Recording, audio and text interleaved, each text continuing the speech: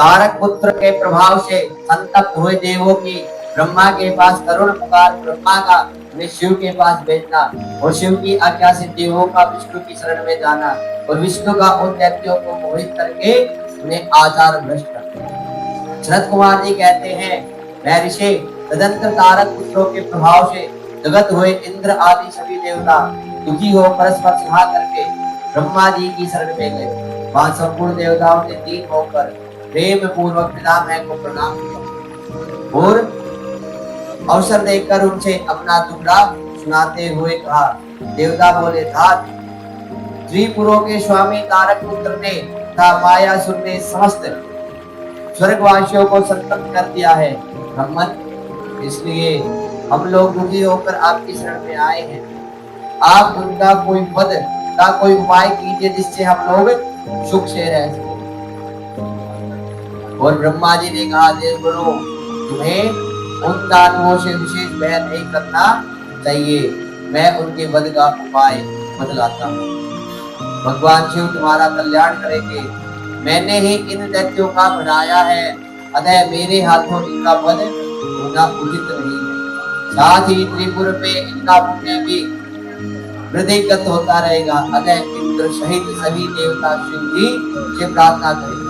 वे सर्वाधिक यदि प्रसन्न हो जाएंगे तो वे ही तुम लोगों का कार्य पूर्ण करेंगे। शरद कुमार जी कहते हैं, व्यास जी, ब्रह्मा जी की यह वाणी सुनकर इंद्र सहित सभी देवता दुखी हो उस स्थान पर गए जहाँ वृषभध्वज शिव आसीन थे।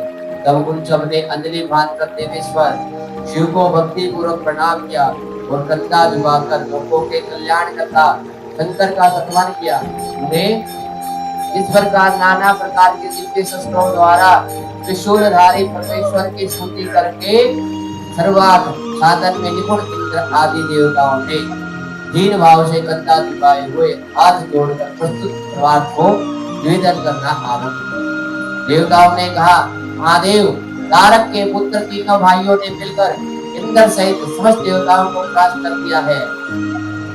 भगवान, उन्होंने त्रिलोकी को तथा मुनीश्वरों को अपने अधीन कर लिया है और संपूर्ण सिद्ध स्थानों को नष्ट भ्रष्ट करके सारे जगत को पीड़ित कर रखा।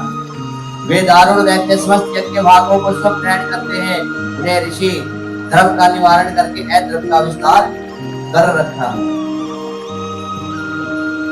शंकर निश्चय ही वे तारक पुत्र समस्त प्राणियों के लिए अवैध है, इसलिए वे स्वेच्छा अनुसार सभी कार्य करते रहते हैं। प्रभु, ये त्रिपुर निवासी दारुण दैत्य जब तक जगत का विनाश न कर डाले उसके पहले ही आप किसी ऐसी नीति का विधान करें जिससे इसकी रक्षा हो सके। शरद कुमार जी कहते हैं, मुने, जो भाषण करते हुए उन स्वर्गवासी इंद्रादि देवों की बात सुनकर शिव जी उत्तर देते हुए बोले। शिव जी ने कहा, देवगण, इस समय वे त्रिपुराधीश महान पुण्य कार्यों में लगे हुए हैं और ऐसा नियम है कि जो पुण्यात्मा हो उस पर विद्वानों को किसी प्रकार भी प्रहार नहीं करना चाहिए। मैं देवताओं के सारे महान कष्ट को जानता हूँ, फिर भी वे दैत्य बड़े प्रबल, अतः देवता और असुर मिलकर भी उनका वध नहीं कर सकते।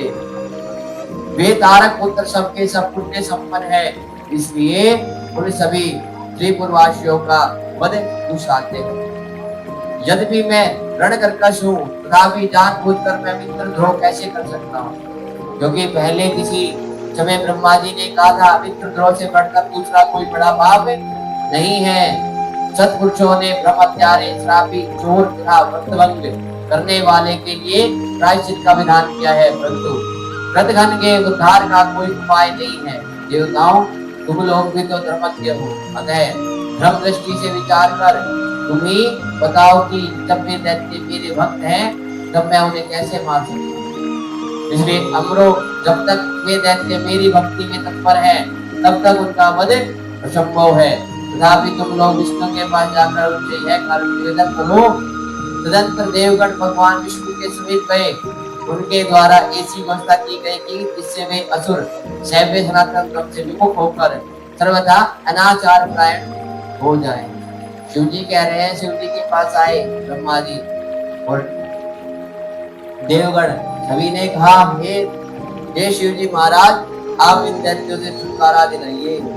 तो शिव जी ने कहा, मैं कैसे मार सकता हूँ, ये तो मेरे प्रिय भक्त है, मित्र है, तो मित्रों का आघात करना तो धर्म के विरुद्ध है।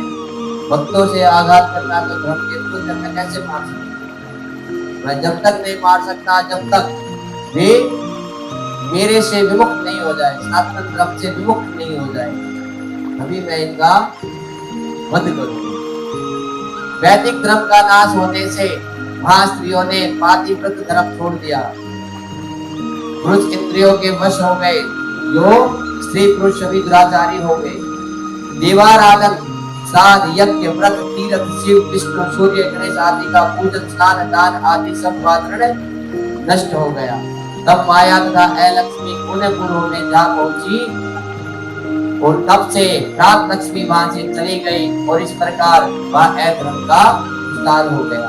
उन्हें तब स्वेच्छा से भाइयों सहित कुल दैत्यराज की तथा मैं की भी शक्ति कुंठित हो गई। जब तक भक्ति थी तब तक शक्ति थी, जब भक्ति खत्म तो शक्ति भी खत्म।